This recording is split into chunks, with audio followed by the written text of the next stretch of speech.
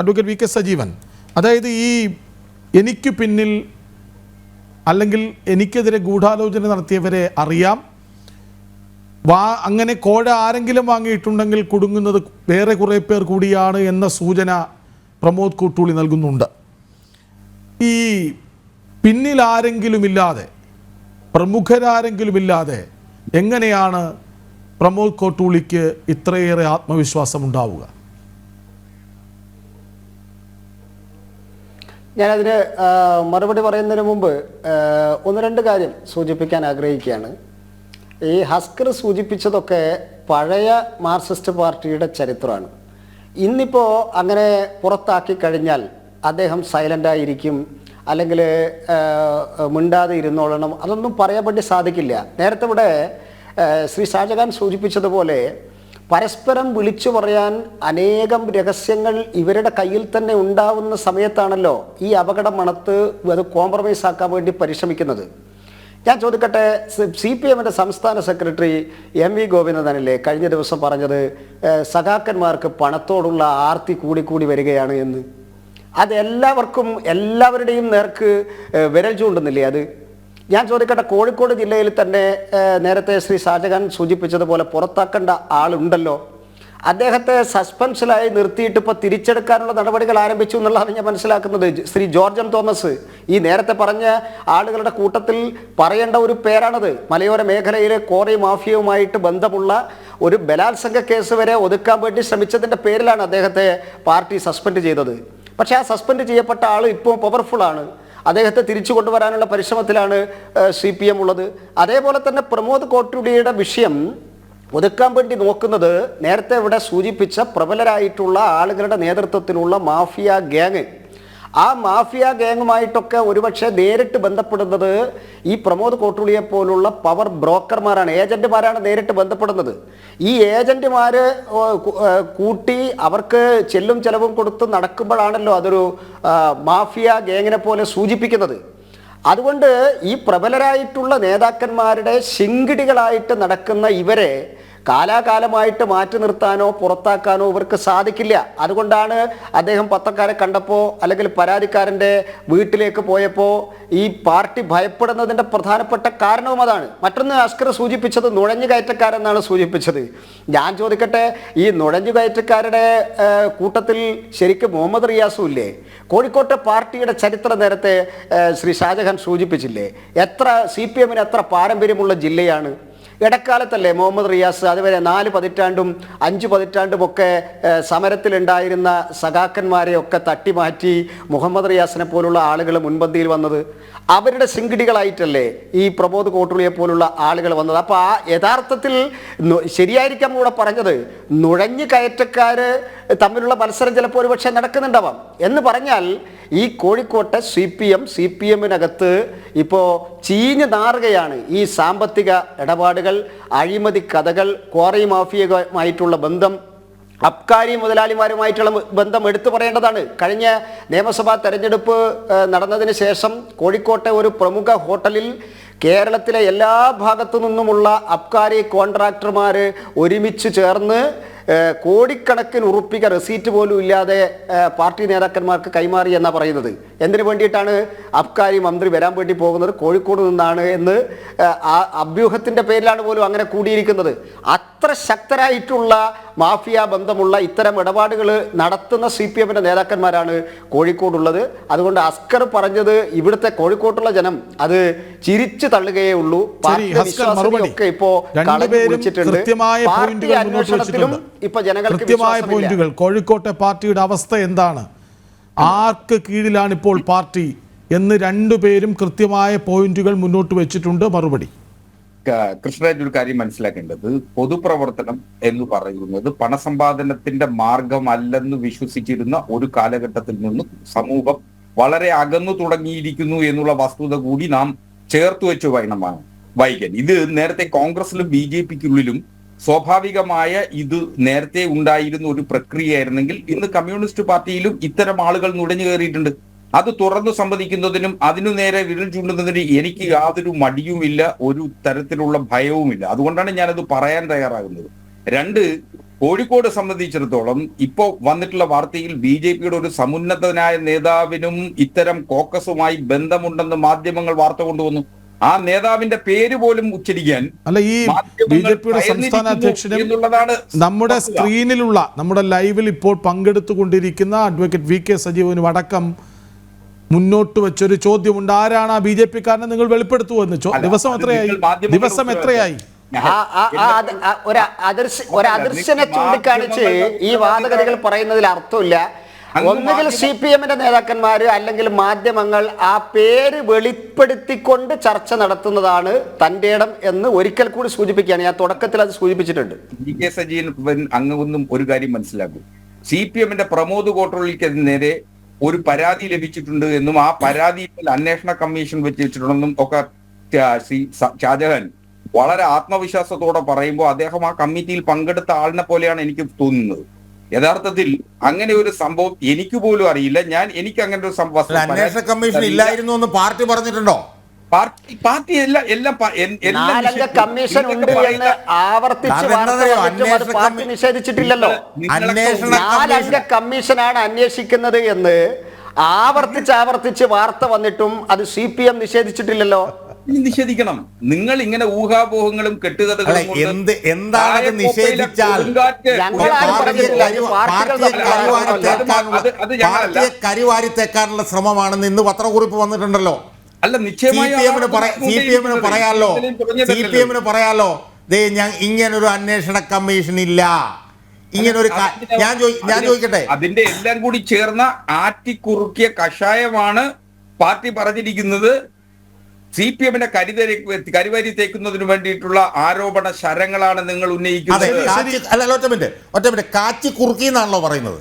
ഈ കാച്ചി കുറുക്കലൊക്കെ ഹസ്കർ കുറെ നാളായിട്ട് പാർട്ടിയിൽ ഉണ്ടായിരുന്നെന്ന് എനിക്കറിയില്ല. ഈ കാച്ചി കുറുക്കലൊക്കെ ഉണ്ടല്ലോ, ഇത് ഇപ്പൊ തുടങ്ങിയതാണ് ഈ കാച്ചി കുറുക്കല്. ഞാൻ എൻ്റെ അനുഭവം പറഞ്ഞു. 2006 എന്നെ പുറത്താക്കിയപ്പോൾ ഒരു കാച്ചി കുറുക്കൽ അതിനകത്ത് ഉണ്ടായിരുന്നില്ല. എന്നെ പുറത്താക്കിയപ്പോൾ പറഞ്ഞു മലപ്പുറം സംസ്ഥാന സമ്മേളനത്തിൽ KM ഷാജഹാൻ വാർത്ത ചോർത്തി. മനസ്സിലായില്ലേ? പാർട്ടിയിൽ നിന്ന് പുറത്താക്കുന്നവരെ എല്ലാം കാര്യകാരണ സഹിതമാണ് പാർട്ടി പുറത്താക്കിക്കൊണ്ടിരുന്നത്. ഇപ്പോഴത്തേക്ക് കാച്ചിക്കുറുക്കലിന്റെ പ്രശ്നം എന്താണെന്നറിയോ? ഒറ്റ മിനിറ്റ്, ഇപ്പൊ കാച്ചിക്കുറുക്കാതെ രക്ഷയില്ല. കാരണം എന്താണെന്നറിയാവോ? PSC മെമ്പർ സ്ഥാനത്തിന് പൈസ മേടിച്ചു എന്നുള്ളതാണ് ആരോപണം. ആ ആരോപണം ഞങ്ങൾ പാർട്ടി അന്വേഷണ കമ്മീഷനെ വെച്ച് അന്വേഷിപ്പിച്ചു എന്ന് പറഞ്ഞാൽ അത് വലിയ നിയമക്കുരുക്കിലേക്ക് പോകും. അതുകൊണ്ട് കാച്ചാതെയും കുറുക്കാതെയും ഹസ്കറെ ഇപ്പം കഴിയില്ല ഹസ്കറെ. അതുകൊണ്ടാണ് ഈ കാച്ചി കുറുക്കുന്നത് എന്നുള്ളത് ഹസ്കറിനും അറിയാം. പക്ഷേ ഈ പറഞ്ഞതുപോലെ ചർച്ച ചെയ്യണ്ടേ നമുക്ക്? അതിനുവേണ്ടി ചർച്ച ചെയ്യുന്നത്രേ ഉള്ളൂ. അതൊരു ഉപചോദ്യം കൂടിയുണ്ട് ഹസ്കർ. ഈ ശ്രീജിത്ത് തന്നെ പ്രമോദിന് പണം നൽകിയിട്ടേ ഇല്ലെന്ന് പറഞ്ഞല്ലോ. പിന്നെ എന്തിനാണ് പ്രമോദിനെ പുറത്താക്കിയത്?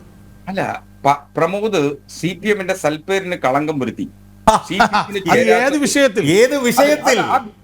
അയാൾക്കൊരു അതായത് ശ്രീജിത്ത് എന്ന് പറഞ്ഞ പരാതിക്കാരൻ പ്രമോദ് കോട്ടുള്ളിക്ക് ഒരു നയാ പൈസ പോലും കൊടുത്തിട്ടില്ല. അങ്ങനെ കൊടുക്കാത്തപ്പോ പ്രമോദ് കോട്ടുള്ളി എങ്ങനെയാണ് CPM-ന്റെ സൽപ്പേര് അതിന് കളങ്കം? എനിക്ക് മനസ്സിലാവുന്നില്ല. അല്ല, അത് അങ്ങേക്ക് മനസ്സിലാക്കി തരാം. ഒരു നിമിഷം, എന്റെ സമയമാണ്. എന്റെ സമയത്ത് നിങ്ങൾ ഇങ്ങനെ ചോദിച്ചാൽ എനിക്ക് പറയേണ്ടത് പറയാൻ കഴിയുന്ന അവസരം ഉണ്ടാവില്ല. കാര്യം നിങ്ങൾ 3 പേരും ഞാൻ ഒറ്റയ്ക്കാണ്. സ്വാഭാവികമായിട്ട് എനിക്ക് പറയാനുള്ള സമയത്ത് നിങ്ങൾ ഇങ്ങനെ ചോദ്യങ്ങളും ഉപചോദ്യങ്ങളുമായി പറയണം, എന്നാലേ ഞങ്ങൾക്ക് മറുപടി പറയാൻ പറ്റുള്ളൂ. അല്ല, അതിൽ വേറൊരു പ്രശ്നം കൂടിയുണ്ട്. ഈ ഇടത് നിരീക്ഷകരിൽ വളരെ ജെന്റിൽമാനായ ഒരാളാണ് ഹസ്കർ. അദ്ദേഹം കൃത്യമായി പറഞ്ഞു പോകാറുണ്ട് എന്നത് ശരി തന്നെയാണ്. പക്ഷേ ചില ചോദ്യങ്ങൾക്ക് മറുപടി ഇല്ലാതെ വരും ഹസ്കർ. അല്ല, പറഞ്ഞു കഴിഞ്ഞാൽ എനിക്ക് മറുപടി പറയാൻ പറ്റുള്ളൂ. നിങ്ങൾ പറഞ്ഞു വിശദമായിട്ട് ഞാൻ ചോദിച്ച ചോദ്യത്തിന് മറുപടി പറയണം. എന്താണ് കോട്ടുള്ളി ചെയ്ത കുറ്റം? അതല്ല, ഒരു നിമിഷം, ശരി, ഞാൻ അതിന് മറുപടി പറയാം. ലോകത്താകമാനമുള്ള കമ്മ്യൂണിസ്റ്റ് പാർട്ടിയുടെ ശൈലി എന്ന് പറയുന്നത്, അല്ല അത് ദേവി അതിവിടെ കൊണ്ടുവരരുത്. നമുക്ക് കോഴിക്കോട് പാർട്ടി ചർച്ച ചെയ്യാം. നമുക്ക് ലോകം വിടാം. നമുക്ക് കമ്മ്യൂണിസ്റ്റ് പാർട്ടി ലോകത്താകമാനമുള്ള കമ്മ്യൂണിസ്റ്റ് പാർട്ടിയുടെ ഭാഗം തന്നെയാണല്ലോ. കമ്മ്യൂണിസ്റ്റ് പാർട്ടിയുടെ ശൈലി കോഴിക്കോട് പാർട്ടിയല്ലല്ലോ പറയേണ്ടത്. കമ്മ്യൂണിസ്റ്റ് പാർട്ടിയുടെ ശൈലി എന്ന് പറയുന്നത് ഒരു പാർട്ടി അംഗത്വത്തെ പുറത്താക്കുകയോ അല്ലെങ്കിൽ ഏതെങ്കിലും അച്ചടക്ക നടപടി എടുക്കുകയോ ചെയ്യുന്ന ഘട്ടത്തിൽ അത് മാധ്യമങ്ങളുമായി സംവദിക്കുക എന്ന പതിവില്ല. ശ്രീ KM ഷാജഹാനെ പാർട്ടിയിൽ നിന്ന് പുറത്താക്കുന്ന ഘട്ടത്തിൽ അദ്ദേഹത്തിന്റെ കുറ്റാരോപണ മെമ്മോ കൊടുത്തിട്ടുണ്ടാവാം. പക്ഷേ ആ കുറ്റാരോപണ മെമ്മോ മാധ്യമങ്ങൾക്ക് വാർത്താക്കുറിപ്പായി കൊടുത്തിട്ടില്ല. അങ്ങനെ കൊടുക്കുന്ന അല്ല ഞാൻ ചോദിക്കുന്നത് പ്രമോദ് കോട്ടുലിക്ക് കൊടുത്തിട്ടുണ്ടോ? പറയട്ടെ, ഞാൻ കൊണ്ടാവൂലോ. ഇല്ലെന്ന് അയാൾ പറഞ്ഞു കഴിഞ്ഞല്ലോ. അയാളെ ഒന്നും അറിയിച്ചിട്ടില്ല. അയാൾക്ക് ഒരു കടലാസ് കഷ്ണം പോലും പ്രമോദ് കോട്ടുലിക്ക് കൊടുത്തിട്ടില്ല.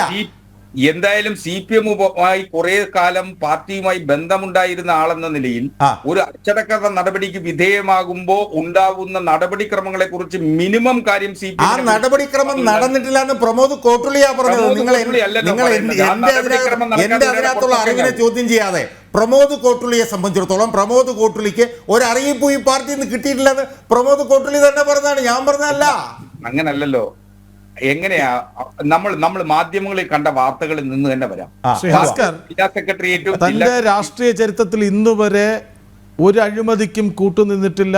കോഴിക്കോട്ടെ പാർട്ടിയോട് ചോദിക്കൂ, ജനങ്ങളോട് ചോദിക്കൂ എന്നാണ് വളരെ ആത്മവിശ്വാസത്തോടെ കോട്ടുള്ളി പറഞ്ഞത്. മറ്റൊന്നുകൂടിയുണ്ട് 2020 താൻ എടുത്ത ലോൺ ഇതുവരെ അടച്ചു തീർക്കാത്തത് കൊണ്ട് ജപ്തി ഭീഷണി നേടുന്ന ആളാണെന്ന് പറയുന്നുണ്ട് എന്ന് അയാൾ പറയുന്നുണ്ട്. അല്ലെങ്കിൽ നേരത്തെ ചോദിച്ചൊരു ചോദ്യം ആവർത്തിച്ചോട്ടെ. ഈ ഏരിയ കമ്മിറ്റി അംഗത്തിന് ഒരു PSC അംഗത്വം ഉറപ്പിക്കാനായി 60 ലക്ഷമൊക്കെ ആരെങ്കിലും കൊടുക്കാമെന്ന് സമ്മതിക്കുമെന്ന് എനിക്ക് തോന്നുന്നില്ല. അതിനും മേലെ ആളില്ലാതെ എങ്ങനെയാണ് ഇതൊക്കെ സാധിക്കുക? കൃഷ്ണ, ഇതിനൊരു നറേറ്റീവിന്റെ ഒരു ലക്ഷണമുണ്ട്.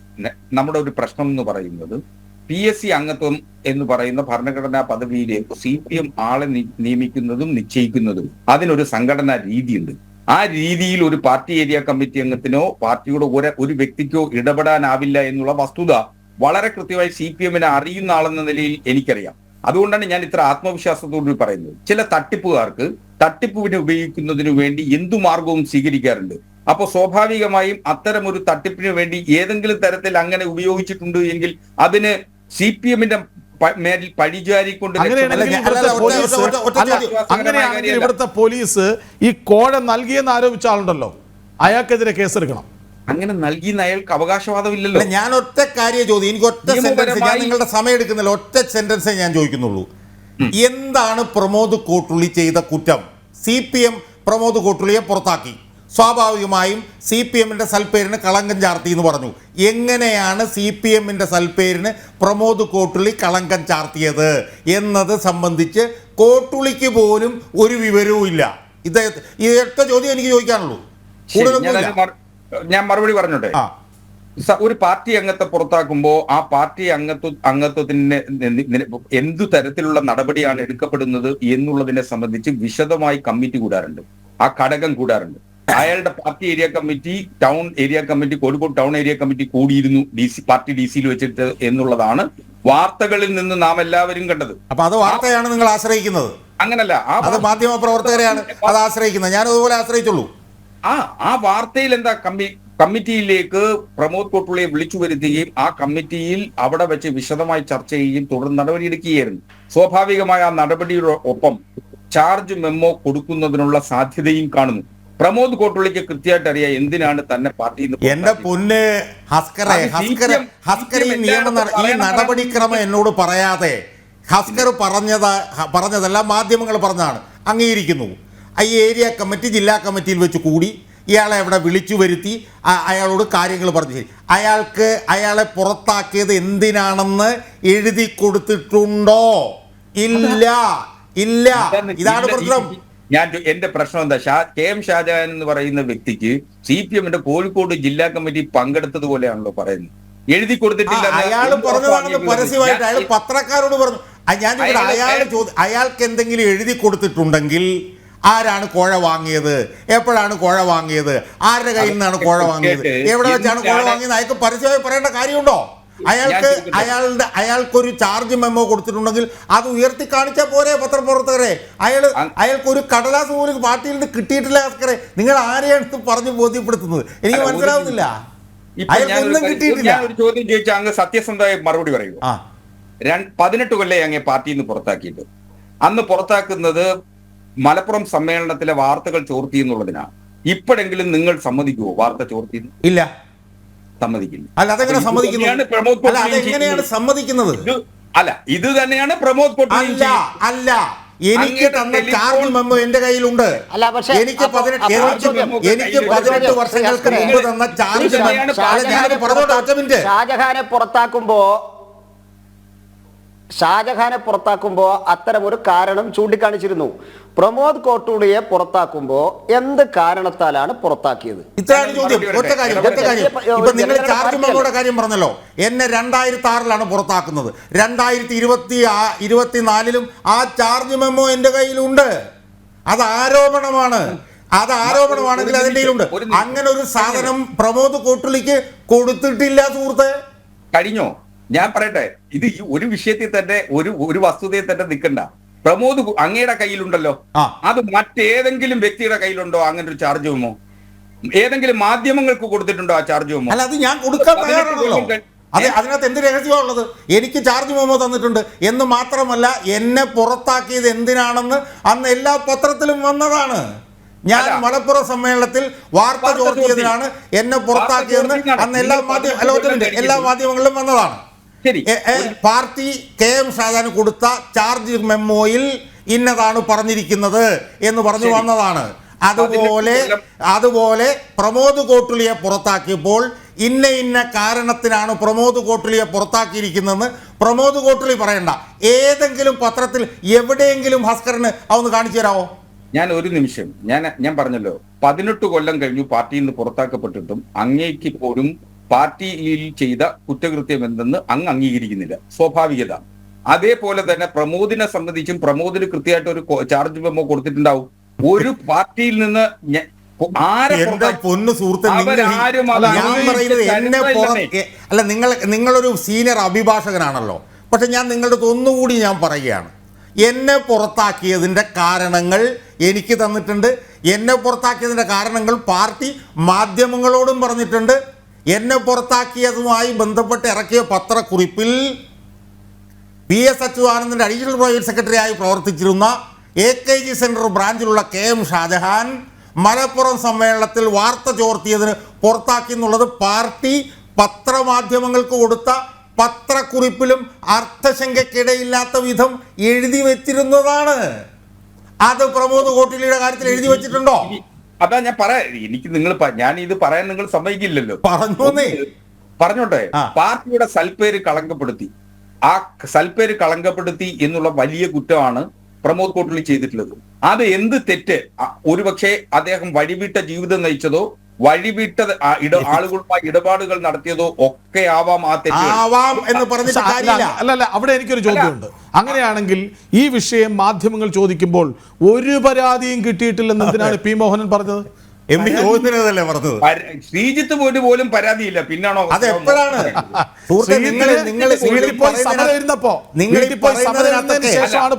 നിങ്ങൾ ഈ പറയുന്നതിനകത്തൊക്കെ ഉണ്ടല്ലോ വലിയ ഓട്ടകളുണ്ട്, തുളകൾ.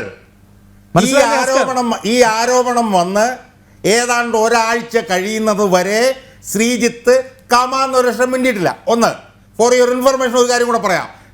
ഈ പ്രമോദ് കോട്ടൂളിയും അയാളുടെ മാതാവും അയാളുടെ മകനും ശ്രീജിത്തിൻ്റെ വീട്ടിൻ്റെ മുമ്പിൽ പോയി സത്യാഗ്രഹം ഇരിക്കുന്ന സമയത്തും വീട്ടിനകത്തുണ്ട് ശ്രീജിത്ത് മിണ്ടിയിട്ടില്ല. എപ്പോഴാണ് ശ്രീജിത്ത് മിണ്ടിയത്?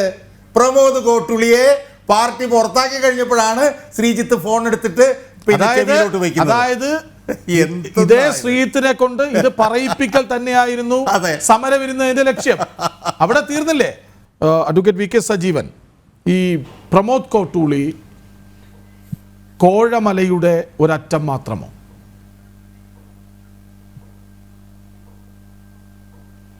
അല്ല, തീർച്ചയായിട്ടും അദ്ദേഹം ആത്മവിശ്വാസത്തോടു കൂടിയാണല്ലോ ചോദിക്കുന്നത്.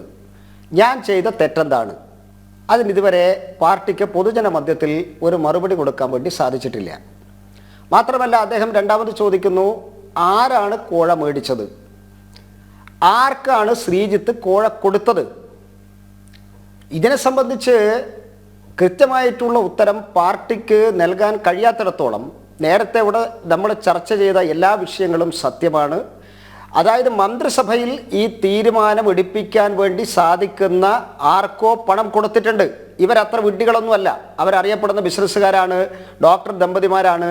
അങ്ങനെ ഏതെങ്കിലും ഒരാൾ പോയാൽ 22 ലക്ഷവും 60 ലക്ഷവും ഒന്നും എടുത്തു കൊടുക്കാൻ മാത്രം വിഡ്ഢികളല്ല ഇവർ. അതുകൊണ്ട് കൃത്യമായിട്ടുള്ള ഉറപ്പിൻ്റെ മേലെയാണ് അവർ പണം കൊടുത്തിട്ടുള്ളത്. ആ പണം കൈപ്പറ്റി എന്ന് പറഞ്ഞാൽ കേരളത്തിലെ PSCയുടെ വിശ്വാസ്യതയാണ് നഷ്ടപ്പെട്ടിരിക്കുന്നത്. ഇവിടെ നേരത്തെ അസ്കർ സൂചിപ്പിച്ചതുപോലെയല്ല. PSCയുമായി ബന്ധപ്പെട്ട് നിരവധി ആരോപണങ്ങൾ ഇതിനകം തന്നെ പുറത്തു വന്നിട്ടുണ്ട്.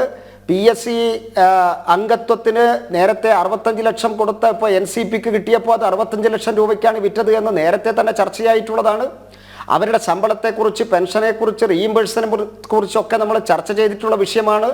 സഖ്യകക്ഷികളെ സംബന്ധിച്ചിടത്തോളം, അതായത് ഒരു മുന്നണിയിലെ ഘടകകക്ഷികളെ സംബന്ധിച്ചിടത്തോളം മന്ത്രിസഭയിൽ അംഗത്വം കിട്ടിയിട്ടില്ലെങ്കിലും PSC അംഗത്വം കിട്ടിയാൽ മതി എന്നൊക്കെ പറയുന്ന തരത്തിലേക്ക് കേരളത്തിൽ ഈ ചർച്ച വന്നിട്ടുണ്ട് എന്നുള്ളതൊരു യാഥാർത്ഥ്യമാണ്. അതുകൊണ്ട് ഇതിൻ്റെ നാണക്കേടിൽ നിന്ന് CPM രക്ഷപ്പെടാനാണ് ഈ കഥകൾ മെനയുന്നത്. പക്ഷേ ജനങ്ങളുടെ ആവശ്യം വ്യവസ്ഥാപിതമായിട്ടുള്ള അന്വേഷണത്തിന് ഈ കോഴ വിവാദം വിധേയമാക്കണം എന്നുള്ളത് തന്നെ. BJP വലിയ സമരപരിപാടികളിലേക്ക് പോവുകയാണോ? തീർച്ചയായിട്ടും ഞങ്ങൾ കഴിഞ്ഞ ദിവസം കളക്ടറേറ്റിലേക്ക് മാർച്ച് ചെയ്തിരുന്നു. ഈ കേരളത്തിൽ ഉടനീളം എല്ലാ കളക്ടറേറ്റിലേക്കും മാർച്ച് നടത്തിയിട്ടുണ്ട്. കോഴിക്കോട് ജില്ലയിൽ ഞങ്ങൾ ഇന്നു മുതൽ അതിൻ്റെ ജനകീയ വിചാരണകൾ കൂടി, കാരണം ജനങ്ങൾ 50 ലക്ഷത്തോളം വരുന്ന യുവാക്കൾ വളരെ പ്രതീക്ഷയോടുകൂടി നോക്കിക്കാണുന്ന ഒരു ഭരണഘടനാ സ്ഥാപനത്തിൻ്റെ വിശ്വാസ്യതയാണ് ഇവർ നശിപ്പിച്ചിട്ടുള്ളത്. അതുകൊണ്ട് ജനങ്ങളുടെ ഇടയിലേക്കും കൂടെ ജനകീയ വിചാരണയുമായി BJP കടക്കുകയാണ്. കണ്ണൂരിൽ ഒരു മനു തോമസ്, ഇപ്പോൾ പ്രമോദ് കോട്ടൂളി കോഴിക്കോട്ട്, ഈ മുൻപെങ്ങുമില്ലാത്ത വിധം പാർട്ടി നേതൃത്വം ചോദ്യം ചെയ്യപ്പെടുന്നത് എന്തുകൊണ്ട്? അല്ല കൃഷ്ണജ്, ഒരു കാര്യം, മനു തോമസിനെയും പ്രമോദ് കോട്ടൂളിയും ഒരുമിച്ച് ചേർത്ത് വായിക്കരുത് എന്നൊരു അപേക്ഷയുണ്ട്. മനു തോമസ് ഒരു പാർട്ടിയുടെ അംഗത്വം പുതുക്കാതെ അല്ല ശ്രീ ഹസ്കർ, ഈ തെരഞ്ഞെടുപ്പ് സമയത്ത് പത്തനംതിട്ട തിരുവല്ലയിലെ ലോക്കൽ ഏരിയ കമ്മിറ്റി അംഗമാണെന്ന് തോന്നുന്നു. തോമസ് ഐസക്കിനെ നിർത്തിയത് എന്തിനെന്ന ചോദ്യം തോറ്റു കഴിഞ്ഞപ്പോൾ ചോദിച്ചു. അപ്പോൾ പലയിടങ്ങളിലായി വലിയ ഇടവേളയ്ക്ക് ശേഷം ചോദ്യങ്ങൾ താഴെത്തട്ട് മുതൽ ഉയർന്നു കേൾക്കുന്നുണ്ട് പാർട്ടിക്ക് നേരെ. അതിൻ്റെ ഭാഗമായി നമുക്ക് മനു തോമസിനെയും പ്രമോദ് കോട്ടൂളിയും ഒക്കെ ഉൾപ്പെടുത്താമല്ലോ. അല്ല, നിശ്ചയമായും രണ്ടു തലത്തിൽ വേണം മനു തോമസിനെയും പ്രമോദ് കോട്ടൂളിയെയും നമുക്ക് നോക്കിക്കാണാൻ. മനു തോമസ് പാർട്ടിയുടെ അംഗത്വം പുതുക്കാതെ, പാർട്ടി ജില്ലാ കമ്മിറ്റിയിൽ പങ്കെടുക്കാതെ, പാർട്ടിയിൽ നിന്ന് പരിഭവമൊന്നുമില്ലാതെ പടിയിറങ്ങി പോയിട്ടുള്ള ആളാണ്. സ്വാഭാവികമായും അങ്ങനെ പടിയിറങ്ങിപ്പോയ ഒരു മനു തോമസിന് എതിരെ വന്ന ഒരു ഫേസ്ബുക്ക് പോസ്റ്റിന്റെ പേരിൽ മനു തോമസ് ആയുധമെടുത്ത് പോരാടുന്നതാണ്, പാർട്ടിക്ക് നേരെ പോരാടുന്നതാണ് നാം കാണുന്നത്. സ്വാഭാവികമായും പി ജയരാജനെ സംബന്ധിച്ചിടത്തോളം അദ്ദേഹത്തെ കുറിച്ചോ അദ്ദേഹത്തിന്റെ കുടുംബാംഗങ്ങളെ കുറിച്ചോ നാളിതുവരെ ഒരു ഘട്ടത്തിൽ പോലും ഒരു തരത്തിലുള്ള ആക്ഷേപമോ ആരോപണമോ സാമ്പത്തികമായി ഉന്നയിക്കപ്പെട്ടിട്ടില്ല. അപ്പൊ സ്വാഭാവികമായും അതൊരു കൃത്യതയോടുകൂടി, ഒരു ദുരുദ്ദേശത്തോടു കൂടിയുള്ള പറച്ചിലായി മാത്രമേ ഞാൻ ഇപ്പോഴും വിശ്വസിക്കുന്നുള്ളൂ. അതുകൊണ്ടാണ് മനു തോമസിനെ പോലുള്ള ആളുകളെയുമായി പ്രമോദ് കോട്ടൂളിയെ ചേർത്ത് വായിക്കരുത്. പ്രമോദ് കോട്ടൂളിയെ പാർട്ടിയുടെ സൽപ്പേരിന് കളങ്കം വരുത്തുന്ന തരത്തിൽ അവിശുദ്ധ ഇടപാടുകളുടെ ഇടനിലക്കാരനായി പ്രവർത്തിച്ചു എന്ന സംശയമാണ് ഈ ഘട്ടത്തിൽ എത്തിയിരിക്കുന്നത്. ഇവിടെ പാർട്ടിക്ക് ഒരു പിശക് പറ്റിയത്, ഏതെങ്കിലും ഒരു പരാതി ലഭിച്ചു കഴിഞ്ഞാൽ ആ പരാതി സത്വരത്തിൽ വേഗത്തിൽ അത് പരിഹരിക്കപ്പെടുന്നതിന് ആവശ്യമായിട്ടുള്ള നടപടി ഉണ്ടാവാതിരുന്ന അത് ഒരു വലിയ തോതിൽ ഇത് പാർട്ടിയുടെ സൽപ്പേരിനെ തന്നെ കളങ്കം വരുത്തുന്ന തരത്തിൽ മാധ്യമ വിചാരണയ്ക്ക് ആവേണ്ട ഘട്ടമെത്തി എന്നുള്ളതാണ് ഒരു വസ്തുത. മാത്രമല്ല, കേരളത്തിൽ ആകമാനമുള്ള മാധ്യമങ്ങൾ ആകമാനം ഈ വിഷയത്തിൽ PSCയുടെ നിയമനവുമായി ബന്ധപ്പെട്ട് എന്ന അർത്ഥത്തിലേക്ക് അതിനുശേഷം മറ്റൊരു നറേറ്റീവ് സൃഷ്ടിക്കുന്നു. അത് കൃത്യമായി നിങ്ങളുടെ അജണ്ട എന്ന് പറയുന്നത് മുഹമ്മദ് റിയാസിനെയും അതുവഴി മുഖ്യമന്ത്രി പിണറായി വിജയനിലേക്കും എത്തുന്നതിന് വേണ്ടിയിട്ടുള്ള ഒരു നറേറ്റീവാണ്. ഇവിടെ മനസ്സിലാക്കേണ്ടത് മുഹമ്മദ് റിയാസ് സ്കൂൾ വിദ്യാഭ്യാസ കാലത്ത് SFIയുടെ യൂണിറ്റ് ഭാരവാഹിയായി പാർട്ടിയിൽ ഓരോരുത്തരും ഓരോ വ്യക്തികളാണ് മുഹമ്മദ് റിയാസിലേക്ക് വരുമ്പോൾ പെട്ടെന്ന് മുഖ്യമന്ത്രിയിലേക്ക് പോകുന്നത്. അല്ല മുഖ്യമന്ത്രിയുടെ മരുമകനാണല്ലോ. അപ്പൊ സ്വാഭാവികമായും മാനേജ്മെന്റ് കോട്ട എന്നുള്ള ഒരു വലിയ ആക്ഷേപമാണല്ലോ നിങ്ങൾ നാളിതുവരെ ഉയർത്തിക്കൊണ്ടിരിക്കുന്നത്. സ്വാഭാവികമായും അങ്ങ് സമ്മതിക്കുന്നുണ്ട്. ശരി, സമയപരിമിതി ഉള്ളതുകൊണ്ടാണ്. ഡോക്ടർ KM ഷാജഹാൻ, അങ്ങ് നേരത്തെ എടുത്തു പറഞ്ഞ രണ്ട് പേരുകളുണ്ട്. ഒന്ന് മുഹമ്മദ് റിയാസ്, മറ്റൊന്ന് ഇളമരം കരീം. ഇളമരം കരീം എത്ര കണ്ട് വ്യത്യാസത്തിലാണ് MK രാഘവനോട് ഇത്തവണ തോറ്റതെന്ന് പോലും നമ്മൾ കണ്ടതാണ്. ഈ ആരോപണത്തിന് പിന്നിൽ, ഈ വിവാദത്തിന് പിന്നിൽ, അല്ലെങ്കിൽ ഈ യാഥാർത്ഥ്യത്തിന് പിന്നിൽ വിഭാഗീയത ഒരു കാരണമാകുന്നുണ്ടോ? ഇത് ഞാൻ വളരെ ചുരുക്കി പറയാം. ഈ ഹസ്കർ പറയുന്നതിനകത്തൊക്കെ ഒരുപാട് ഈ ഓട്ടകൾ വീഴുന്നുണ്ട്. അപ്പോൾ മനു തോമസിനെ കുറിച്ചിട്ട് പറഞ്ഞു.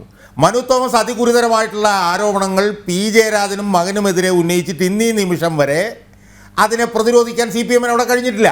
അവിടെ നിൽക്കട്ടെ. കോഴിക്കോടത്തെ പ്രശ്നം എന്താ?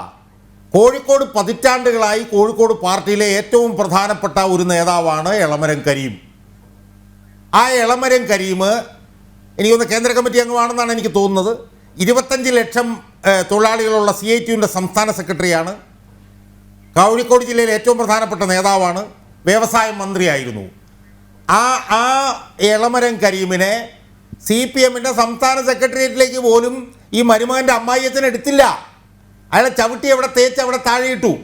എന്നിട്ട് നിങ്ങൾ പറയുന്നത് പോലെ പിന്നെ സ്കൂളിൽ മുതലാണെങ്കിൽ എന്താ, സ്കൂളിൽ മുതൽ SFIയുടെ മെമ്പർമാരായിട്ടുള്ള ഒരുപാട് ആളുകളുണ്ട്. പിന്നെ PN ഹസ്കറെ അവരിൽ ആരും ഈ പറഞ്ഞ പോലെ കോർപ്പറേഷൻ തെരഞ്ഞെടുപ്പിന് തോറ്റിട്ടും പിന്നെ കോഴിക്കോട് ലോക്സഭാ തെരഞ്ഞെടുപ്പിന് തോറ്റിട്ടും 8 തവണ CPMകാർ മാത്രം ജയിച്ച ബേപ്പൂർ മണ്ഡലത്തിൽ വന്ന് മത്സരിക്കുകയും അവിടുന്ന് ജയിച്ച ഉടനെ തന്നെ പൊതുമരാമത്ത് വകുപ്പും ടൂറിസം വകുപ്പും കൊടുക്കുകയും ഒരു സുപ്രഭാതത്തിൽ സെക്രട്ടേറിയറ്റിലേക്ക് വരികയൊന്നും അങ്ങനെയുള്ള ലക്ഷക്കണക്കിന് SFIക്കാരൊന്നും വന്നിട്ടില്ല. അത് വന്നത് മരുമകൻ അമ്മായിയത്തൻ്റെ മരുമകനായതുകൊണ്ട് മാത്രമാണ്. ആ മരുമകൻ കയറി വന്നപ്പോൾ എളമരം കരീം എന്ന് പറഞ്ഞാൽ ദീർഘകാലമായി അവിടുത്തെ ഏറ്റവും വലിയ നേതാവായിരുന്ന അയാൾ ചവിട്ടി അരയ്ക്കപ്പെട്ട അയാൾ ഒന്നും ആയിപ്പോയില്ല. അയാളെ തോൽപ്പിച്ചതിലും അയാളെ 1.5 ലക്ഷം വോട്ടിന് തോൽപ്പിച്ചതിലുമൊക്കെ മുഹമ്മദ് റിയാസിനുള്ള പങ്ക് വളരെ വളരെ വലുതാണ്. അതുകൊണ്ട് ഞാൻ സമയക്കുറവുള്ളതുകൊണ്ട് ഒരു കാര്യം ഞാൻ പറയുന്നു, ഈ തിരുത്തലെന്നൊക്കെ പറഞ്ഞ നാടകമുണ്ടല്ലോ, ഇതൊന്നും നടക്കാൻ പോണില്ല. ഇത് നടന്നു കഴിഞ്ഞാൽ സംസ്ഥാന സെക്രട്ടേറിയറ്റിലും സംസ്ഥാന കമ്മിറ്റിയിലുമൊക്കെ ആകെ 5-6 ആളുകൾ മാത്രമേ അവിടെ ഇവിടെ കാണുകയുള്ളൂ എന്ന് മാത്രമേ എനിക്ക് പറയാനുള്ളൂ. അതുകൊണ്ട് വലിയ വായും തിരുത്തലെന്ന് പറയാം ഒന്നും നടക്കാൻ പോകുന്നില്ല. എന്ത് ആരോപണം വന്നാലും അതിലെത്രമാത്രം പ്രതിരോധത്തിലായാലും CPM കുറ്റപ്പെടുത്തുന്നത് പാർട്ടി ശത്രുക്കളെയും മാധ്യമങ്ങളെയുമാണ്. ഇത്തവണ പ്രമോദ് കോട്ടൂളിയുടെ കാര്യത്തിലും അങ്ങനെ തന്നെ സംഭവിച്ചു. പക്ഷേ ആരുടേതാണ് നുണകൾ, ആരുടേതാണ് ഭാവനാ സൃഷ്ടി, ആരുടേതാണ് വീടിനടുത്ത് കിടന്നുരുളൽ എന്ന് ജനത്തിന് മനസ്സിലായിട്ടുണ്ട്. അക്കാര്യത്തിൽ തർക്കമില്ല. ജന ഡിബേറ്റ് പൂർണ്ണമാകുന്നു. വളരെയധികം നന്ദി advocate VK Sajeevan, advocate KM Shajahan, advocate BN Haskar ജന ഡിബേറ്റിൽ പങ്കെടുത്തതിന്. നമസ്തേ.